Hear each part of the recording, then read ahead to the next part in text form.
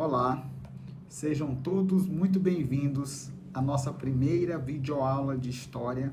Então, pessoal, o tema que iremos estudar hoje será o imperialismo, também conhecido como neocolonialismo. Para que a gente possa entender as principais motivações acerca desse tema, é preciso que a gente entenda, primeiramente, o contexto em que ele ocorreu. Esse é um contexto em que os europeus acreditavam viver na sua época mais áurea, na época mais próspera. Por isso, os franceses vão chamar esse período de Belle Époque. Esse é um contexto em que os europeus acreditavam viver na sua época mais áurea, na época mais próspera. Por isso, os franceses vão chamar esse período de Belle Époque. A palavra Belle Époque está ligada à ideia de bela época, um momento de muita prosperidade.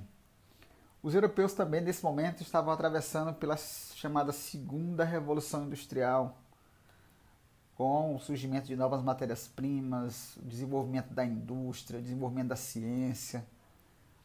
Isso vai revolucionar os processos produtivos na Europa.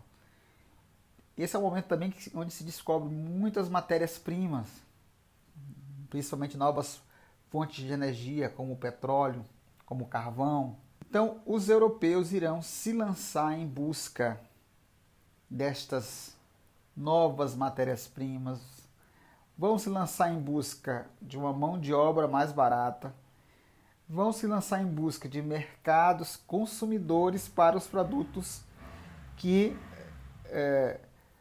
eles passaram a produzir em larga escala nesse contexto.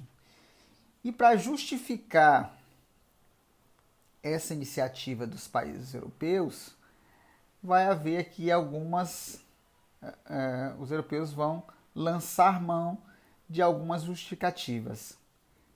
A primeira delas é que eles acreditavam que essa iniciativa deles significava uma missão civilizatória, a ideia de levar para os povos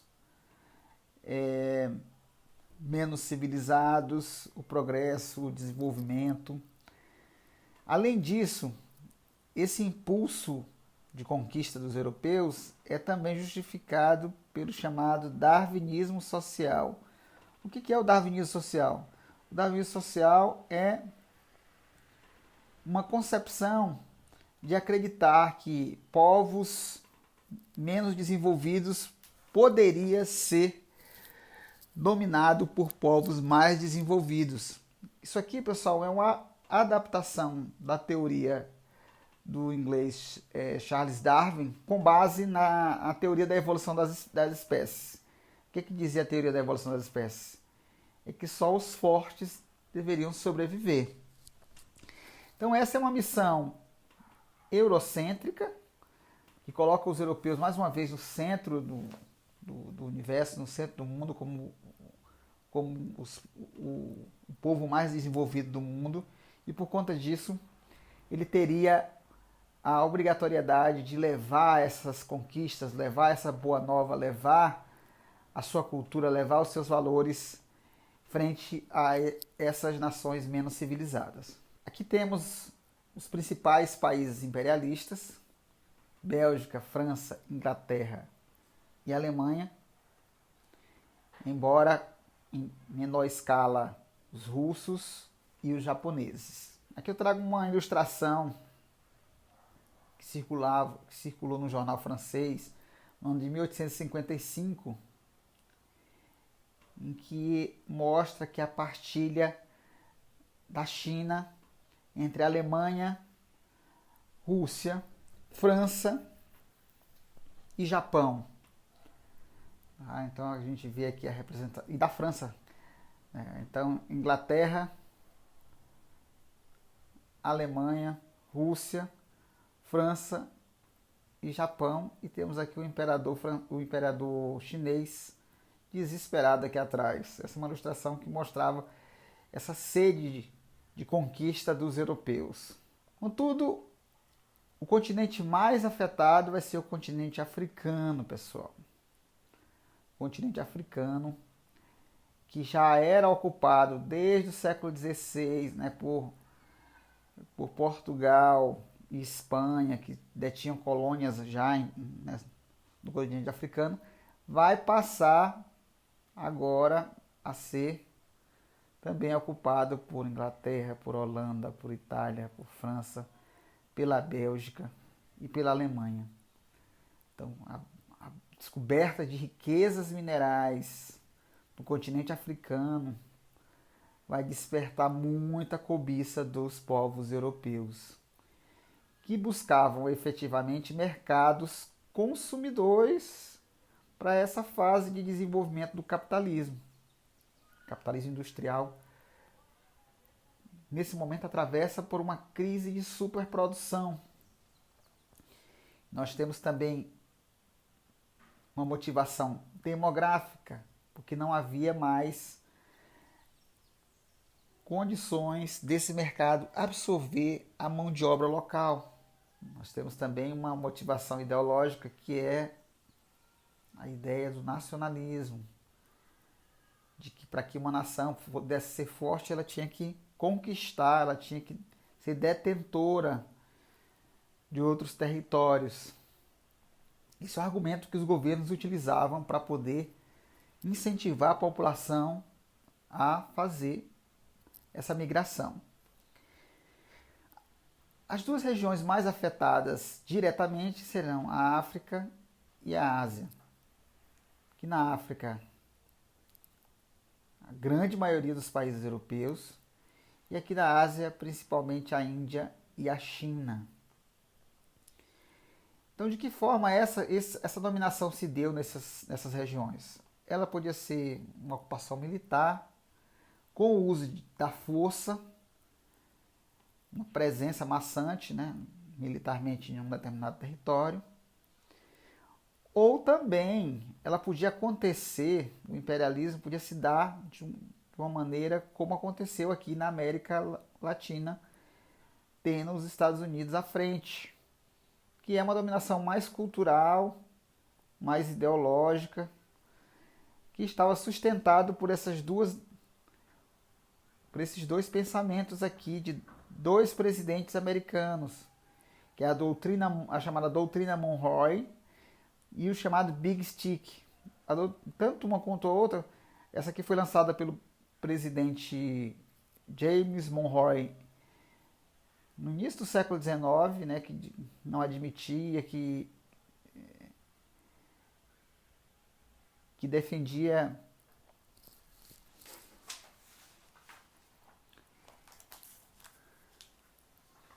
essa aqui foi lançada por James Monroe por volta de 1823, que defendia 3 princípios básicos, tá? A doutrina Monroe: a não criação de novas colônias nas Américas, a não intervenção nos assuntos de interesse dos países americanos e a não intervenção dos Estados Unidos nos conflitos entre os países europeus e suas colônias.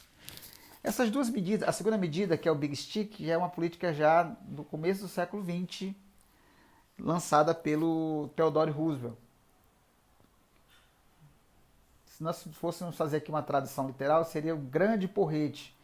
A ideia de que os Estados Unidos teria a missão de proteger as Américas de uma possível intervenção europeia, uma nova intervenção europeia. Então são duas medidas de caráter protecionista que visava beneficiar os interesses norte-americanos aqui na América Latina. E quais seriam as consequências para os povos africanos e asiáticos que passaram a ser de novo dominados, que passaram a ter os seus territórios ocupados? Principalmente vai haver uma desorganização cultural. As fronteiras não são mais étnicas como eram anteriormente, as fronteiras agora são fronteiras militarizadas, disputadas por diferentes nações. Isso não leva em consideração o aspecto cultural local. Vai haver uma grande exploração econômica, principalmente nessas duas regiões que a gente já falou, na África E na Ásia, uma outra consequência ruim que vai se dar será o atraso desses países. Mais à frente vai causar um grande atraso a esses países que foram anteriormente muito explorados. E aí, por fim, a principal consequência dessa disputa por territórios, pela ocupação de novos territórios no continente asiático e no continente africano, terá como maior reflexo a Primeira Guerra Mundial. Será a maior motivação, uma das maiores motivações para que ocorresse a Primeira Guerra Mundial. Então, o que nós conhecemos, o que nós entendemos por imperialismo é basicamente esse processo em que as grandes potências europeias, as grandes potências industriais europeias, se lançam no continente africano e asiático em busca principalmente de matérias-primas, mão de obra e mercados consumidores. E aqui na América Latina, os Estados Unidos vão lançar uma política de intervenção mais ideológica, mais cultural, mas que visava proteger o mercado latino-americano para seus interesses futuros. Então, a aula de hoje era basicamente isso. A gente se vê então na próxima aula. Espero que vocês realizem as atividades relacionadas ao tema. Até mais e um forte abraço.